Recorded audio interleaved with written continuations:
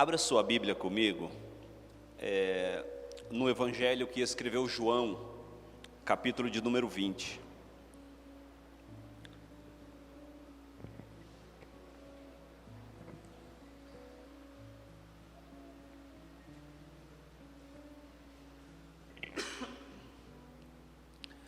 Evangelho que escreveu João, capítulo 20.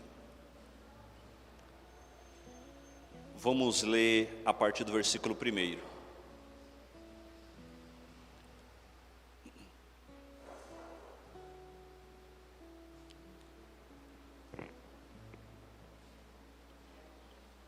Nos diz assim a palavra do Senhor. No primeiro dia da semana, Maria Madalena foi ao sepulcro de madrugada, sendo ainda escuro, e viu que a pedra estava removida. Então correu e foi ter com Simão Pedro e com os outros discípulos, a quem Jesus amava, e disse-lhes: tiraram do sepulcro o Senhor, e não sabemos onde o puseram. Saiu, pois, Pedro e o outro discípulo, e foram ao sepulcro. Ambos corriam juntos, mas o outro discípulo correu mais depressa do que Pedro, e chegou primeiro ao sepulcro, e abaixando-se viu os lençóis de linhos, todavia não entrou. Então Simão Pedro, seguindo, chegou e entrou no sepulcro. Ele também viu os lençóis e o lenço que estivera sobre a cabeça de Jesus, e que não estava com os lençóis, mas deixando num lugar à parte. Então entrou também o outro discípulo, que chegara primeiro ao sepulcro, e viu e creu, pois ainda não tinham compreendido a Escritura, que era necessário ressuscitar ele dentre os mortos. E voltaram os discípulos outra vez para casa. Maria, entretanto, permanecia junto à entrada do túmulo, chorando. Enquanto chorava, abaixou-se e olhou para dentro do túmulo, e viu 2 anjos vestidos de branco, sentado onde o corpo de Jesus fora posto, um à cabeceira e o outro aos pés. Então eles lhe perguntaram: mulher, por que choras? Ela lhe respondeu: porque levaram o meu Senhor, e não sei onde o puseram. Tendo dito isto, voltou-se para trás e viu Jesus em pé, mas não reconheceu que era Jesus. Perguntou-lhe Jesus: mulher, por que choras? A quem procuras?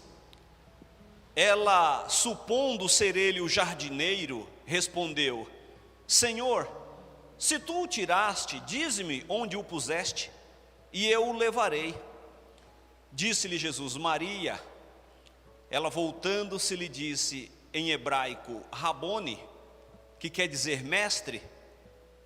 Recomendou-lhe Jesus: não me detenhas, porque ainda não subi para meu Pai, mas vai ter com os meus irmãos, e dize-lhes: subo para meu Pai e vosso Pai, para meu Deus e vosso Deus.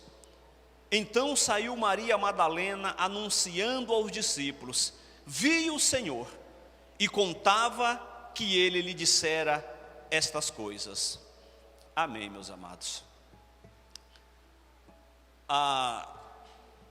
O tema da nossa mensagem hoje é: quando tudo parece perdido. Veja o desespero dessa mulher, quando ela chega ao sepulcro, no primeiro dia da semana, ao terceiro dia após a morte de Cristo, e encontra a pedra removida e não observa o corpo de Jesus naquele local. Nós nos reunimos no dia de hoje, como já foi nos antecipado pelo pastor André, para uma celebração, para uma comemoração, que é a morte de Cristo. Só que tão importante quanto a morte é a ressurreição. Pois se Cristo não tivesse ressuscitado, o cristianismo ele teria fracassado, ele teria sucumbido nos seus dias iniciais. A ressurreição é parte essencial da mensagem do Evangelho e uma chave para a doutrina da fé cristã. Não dá para seguir o Evangelho de Cristo sem que a ressurreição faça parte dessa apresentação. Ela prova que Jesus Cristo é o Filho de Deus e que sua obra expiatória na cruz, ela foi consumada e ela é eficaz. A ressurreição de Cristo mostra que Ele é aquele a quem Ele havia dito que era. A cruz e o túmulo vazio são os recibos de Deus, dizendo que a dívida foi paga. Jesus Cristo não é apenas o Salvador, mas também Ele é aquele que santifica as nossas vidas, bem como intercede pelos nossos pecados. Veja que esses acontecimentos, eles são uma prova cabal de que tudo aquilo que foi dito por Cristo, e até mesmo por aqueles que precederam ao seu ministério, tais como os profetas, tudo aquilo que ocorre, esse acontecimento da ressurreição é uma prova de que tudo aquilo que foi dito por Jesus, bem como pelos profetas, eram verdadeiro. Mas nem mesmo os seguidores mais próximos de Cristo compreenderam de imediato a verdade maravilhosa da ressurreição. Só aos poucos esses homens e mulheres, profundamente entristecidos, começaram a se dar conta que o seu mestre estava vivo. Nem mesmo eles haviam compreendido a mensagem. A mensagem de Cristo ainda estava um tanto obscurecida ao olhar dos seus seguidores. Observe que nós vemos várias vertentes de igrejas no Brasil e no mundo, e boa parte delas estão com a sua compreensão do Evangelho um tanto prejudicada por uma série de razões. Jesus ele não cabe no nosso imaginário. As pessoas em diversos momentos querem limitar Cristo à denominação, quer limitar Cristo à sua capacidade de compreensão daquilo que Ele é.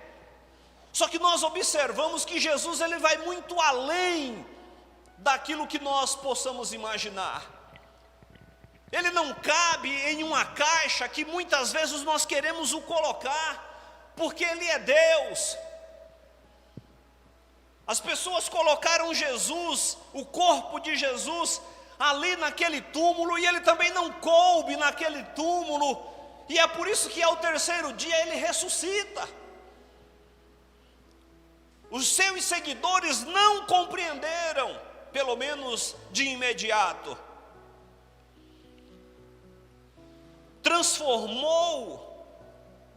Esse acontecimento transformou em júbilo, em alegria, as lágrimas de Maria Madalena.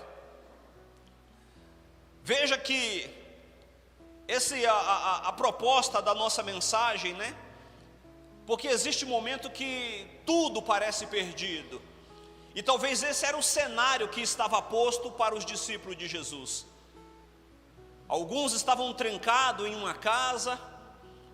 Lucas no capítulo 24 registra que 2 estavam indo para Emaús, já estavam se dispersando.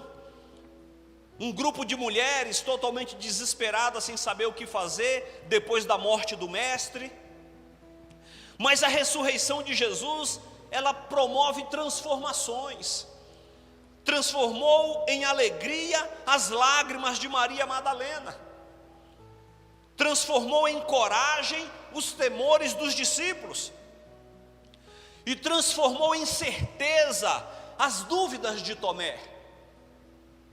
Veja que a ressurreição ela vai promovendo uma série de mudanças. E eu quero iniciar falando aqui das lágrimas de Maria Madalena. O desespero toma conta dessa mulher quando ela constata que Jesus não estava no túmulo, não estava mais naquele lugar, pois sua conclusão imediata é de que alguém havia roubado o seu corpo. A visão obscurecida dessa mulher lhe impedia de visualizar o milagre da ressurreição. É muito comum nós estabelecer um parâmetro para a realização de Deus. É muito comum que isso aconteça. Às vezes nós oramos a Deus por algo e às vezes nós até imaginamos como esse algo vai acontecer. Nós até idealizamos, o passo a passo desses acontecimentos. E Deus ele é perito em nos surpreender e agir segundo a sua boa vontade. E segundo a visão nebulosa de Maria Madalena, impedia que ela pudesse visualizar o milagre da ressurreição. Ela não conseguia ver esse poder sobrenatural ocorrendo na vida de Jesus, muito embora ele já havia mencionado isso por diversas vezes durante os seus diálogos com os discípulos. O choro de Maria Madalena transformou-se em alegria quando Jesus se revela a ela, pois o Cristo ressurreto se apresenta como aquele que venceu a morte. Aquele que venceu a morte. E esse é aquilo que o apóstolo Paulo, por exemplo, escrevendo a sua primeira carta aos Coríntios, no capítulo 15, lá pelo final, a partir do versículo 50, ele apresenta que essa é o último adversário a ser vencido pelo cristão.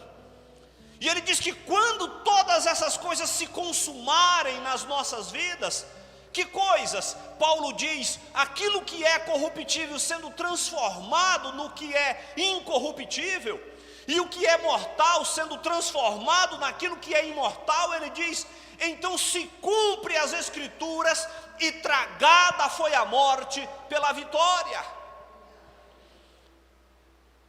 Jesus venceu a morte. Em Jesus, meus irmãos, Maria Madalena encontra alento para a sua angústia, visto que ela traz consigo o poder da transformação. Ela a ressurreição, não ela a Maria Madalena. Ela traz consigo o poder de transformação, um poder transformador na vida daqueles que conseguem visualizar esse milagre. Segundo, meus irmãos, a ressurreição, ela transforma os temores dos discípulos. Observe que eles estavam presos, estavam trancados. A situação dos 12 era a mesma. Não havia ninguém em uma condição mais elevada do que o outro, todos estavam temerosos. Alguns haviam se dispersado. Como dissemos que é muito provável que esses 2 discípulos faziam parte dos 70, que Lucas registra no capítulo 10. Ele vai dizer que estão indo embora para uma aldeia, porque para eles haviam acabou o ministério, não faz mais sentido dar sequência. Os 12 estavam presos, trancados dentro de uma casa com medo, atônitos com a possibilidade de que alguns deles pudessem ser presos pelas autoridades.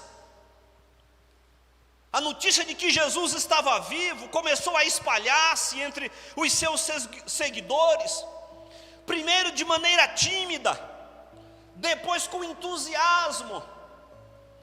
João, ele não diz que é ele, né? Mas nas entrelinhas fica claro que é ele. Eu não sei se ele quer tirar um barato de Pedro, porque ele deixa claro que ele chega primeiro do que Pedro, né? Ele diz, olha, Maria Madalena vai lá, se você ler o começo do capítulo, diz, Maria Madalena vai lá, avisa para Simão Pedro e para aquele a quem Jesus amava. Quem é aquele a quem Jesus amava? João, o autor do evangelho. Mas ele não diz que é ele. Aí ele diz, e ambos correram para o túmulo. Mas aquele a quem Jesus amava era mais rápido, né? Era mais jovem. Chegou primeiro. Pedro acho que já era um tiozão já, né? Já mais ou menos numa meia idade. Pedro já mais tiozão, não conseguiu acompanhar João. E João, ele olha, ele observa o que ali está, não entra. Pedro, ao chegar, ele tem a mesma impressão. E ao perceberem que Jesus não estava mais ali, começa a espalhar a notícia. Ao mesmo tempo que eles chegam para dar essa notícia, os dois discípulos que tinham ido para Emaús também voltam e começam a testificar as mesmas coisas. Nem mesmo os seus discípulos inicialmente creram nesses relatos. Veja que Tomé, ele exigiu prova de que isso realmente havia acontecido. Mas em todo lugar onde as pessoas eram confrontadas com a realidade da ressurreição de Cristo, sua vida era transformada. Na verdade, essa mesma experiência transformadora, meus irmãos, encontra-se à nossa disposição. Quando Pedro começa a testemunhar do que havia acontecido, Maria Madalena, João, os dois discípulos, né, voltando de Emaús, essa notícia começa a espalhar. E se não bastasse isso, o próprio Cristo se apresenta no meio deles. De que maneira Jesus transformou o medo dos discípulos em coragem? De que maneira isso acontece? Jesus vai ao encontro deles. Não sabemos onde esses homens estavam, assustados, atrás da porta fechada, mas Jesus encontrou-os e o tranquilizou-os. Já pensou, meus amados, nós aqui todos de porta fechada, trancado, e de repente aparece um homem no nosso meio, sem abrir a porta, sem ter que arrombá-la, ele aparece no meio de todos, aquele diz, paz seja convosco. Aleluia, aleluia. Jesus poderia ter repreendidos pela infidelidade e pela covardia que havia demonstrado no final de semana anterior. Todos eles fugiram. Todos eles fugiram. Jesus poderia ter repreendido eles por isso, mas não. Jesus não o fez, porque é como diz o salmista, no Salmo 103, no verso 10, Ele não nos trata segundo os nossos pecados, nem nos retribui consoante as nossas iniquidades. Em seu corpo ressurreto, Jesus era capaz de entrar em um cômodo, sem sequer abrir a porta. Era um corpo sólido, irmão, não era um espírito. Era um corpo sólido. Jesus pediu para que Tomé tocasse, toca Tomé. Jesus come com ele, come pão com aquele. Era um corpo sólido, glorificado, é verdade. E de repente Jesus aparece no meio dos discípulos. O que mais nos maravilha, meus amados, é que a palavra de Deus, ela nos diz que um dia nós seremos assim como Ele é. Bendito seja o seu nome. Um dia seremos assim como Ele é. Aleluia.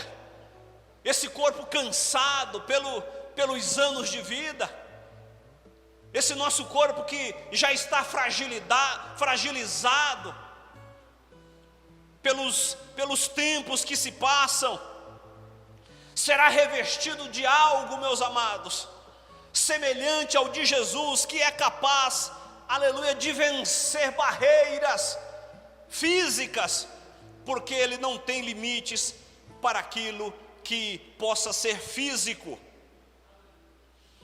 Terceira coisa, meus amados, a ressurreição de Jesus, ela transforma as dúvidas de Tomé em convicções, em certeza. Tomé, ele não estava presente quando Jesus aparece a primeira vez aos discípulos. Sua experiência, ela é ótima. Sua experiência é uma ótima admoestação para que não deixemos de nos encontrar juntamente com o povo de Deus. Aonde é que Tomé estava, meus irmãos, quando Jesus apareceu a primeira vez? Os discípulos estavam reunidos. E aonde é que Tomé estava? Porque Jesus aparece nessa casa onde eles estavam juntos e Tomé não se encontrava naquele dia. Esse acontecimento pode ser uma ótima lição. É muito comum acontecer algo de sobrenatural em um determinado dia, em um culto, e nós, se não temos o hábito de estar presente nos cultos, podemos estar ausente desse acontecimento. Tomé, ele não teve o prazer de visualizar um dos maiores acontecimentos, o primeiro, de um dos maiores acontecimentos da história da humanidade, que foi presenciar o Cristo ressurreto entre eles. Mas onde é que ele estava, que não se encontrava naquela reunião? Tomé não havia ido ao culto aquele dia. Aquele dia, por alguma razão, Tomé não foi ao culto e não presenciou esse acontecimento. Hebreus capítulo 10, do versículo 22 ao 25, diz assim: aproximemo-nos com sincero coração, em plena certeza de fé, tendo o coração purificado de má consciência e lavado o corpo com água pura. Guardemos firme a confissão da esperança, sem vacilar, pois quem fez a promessa é fiel. Consideremo-nos também uns aos outros para nos estimularmos ao amor e às boas obras. Não deixemos de congregar-nos, como é costume de alguns. Antes, façamos admoestações, e tanto mais quanto vedes que o dia se aproxima. Então, o autor da carta aos Hebreus, ele diz: olha, não deixem de se reunir.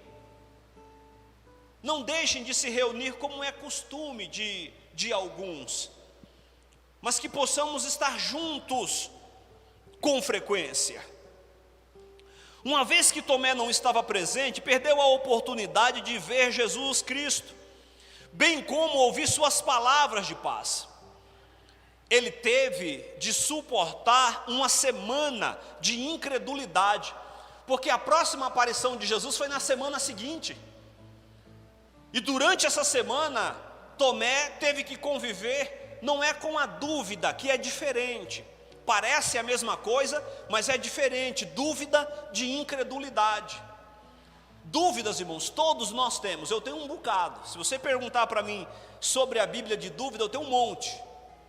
Tenho um bocado. Se Jesus aparecesse aqui, eu tinha uma lista para passar para ele. Olha, me explica isso, me explica aquilo, porque eu tenho dúvidas. É diferente de você não crer. É diferente de você ser incrédulo. Tomé teve que conviver com uma semana de incredulidade, na qual poderia ter experimentado a alegria e paz. Quando nos sentimos tentados a não nos reunirmos, a virmos à igreja, por exemplo, devemos nos lembrar de Tomé, pois não sabemos que bênçãos espirituais perderemos se ficarmos em casa. O que será que perderíamos? Observe que Lucas, no capítulo 2, vai dizer que havia uma profetisa por nome de Ana, já uma senhora, que estava viúva há 88 anos, acho que é isso. E o texto diz que ela não se apartava do templo, dia e noite. Ela estava continuamente ali em jejum e oração.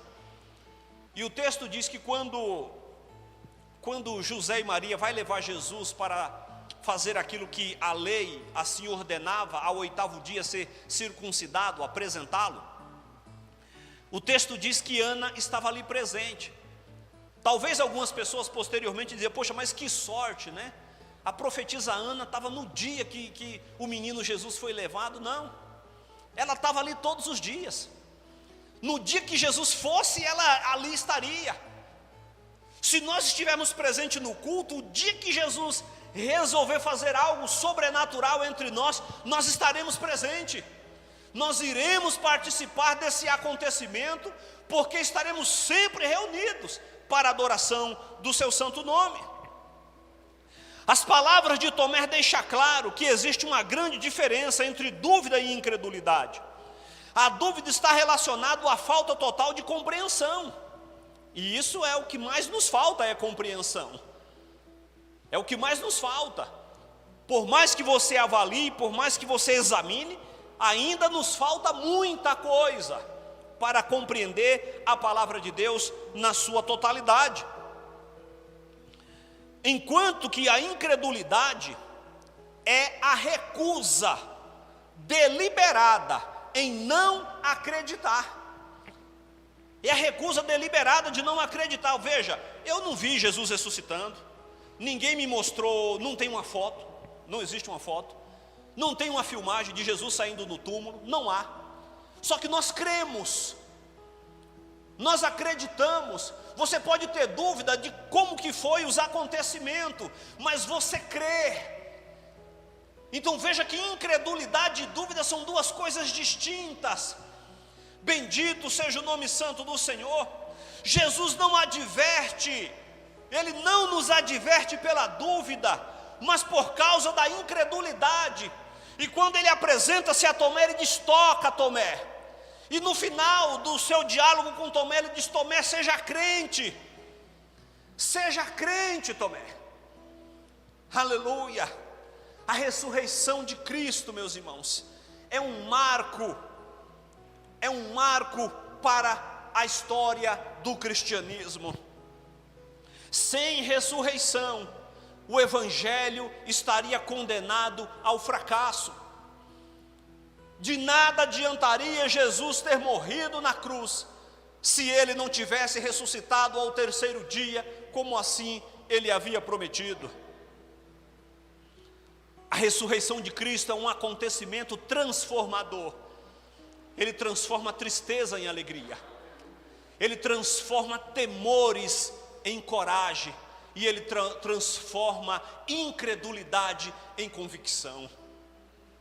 Para concluirmos, meus irmãos, não é necessário ver Jesus Cristo para crer. Sem dúvida, foi uma bênção aos primeiros cristãos. Ver seu Senhor e saber que estava vivo. Mas não foi isso o que os salvou. Eles não foram salvos por isso. Não foram salvos por ver, mas eles foram salvos por crer. Eles não foram salvos porque viram, eles foram salvos porque creram. Aleluia. Os sinais que João escolheu e descreveu em seu livro são provas da divindade de Cristo e são importantes, mas os pecadores não são salvos pela fé em milagres, mas sim pela fé em Jesus Cristo. É importante nós entendermos que nenhum dos acontecimentos registrados da Bíblia nós presenciamos. Então nós não somos salvos porque vimos qualquer um desses acontecimentos, ou na possibilidade dos milagres ocorrer entre nós. Acreditamos piamente que os mesmos acontecimentos desse período também pode ser reproduzido entre nós nos dias de hoje. Mas não seremos salvos por causa disso. Seremos salvos pela nossa fé, pela nossa crença em nosso Senhor e Salvador Jesus Cristo. Porque é Ele, e somente Ele, aquele que foi levado ao Calvário, e que ao 3º dia passou pela ressurreição, Ao terceiro dia, meus amados, ele ressurgiu, rugiu do túmulo, aleluia. É só pela fé nessa pessoa que nós seremos salvos da condenação do pecado. Louvado seja o nome santo do Senhor. Que Deus em Cristo continue abençoando a todos. Amém, meus amados.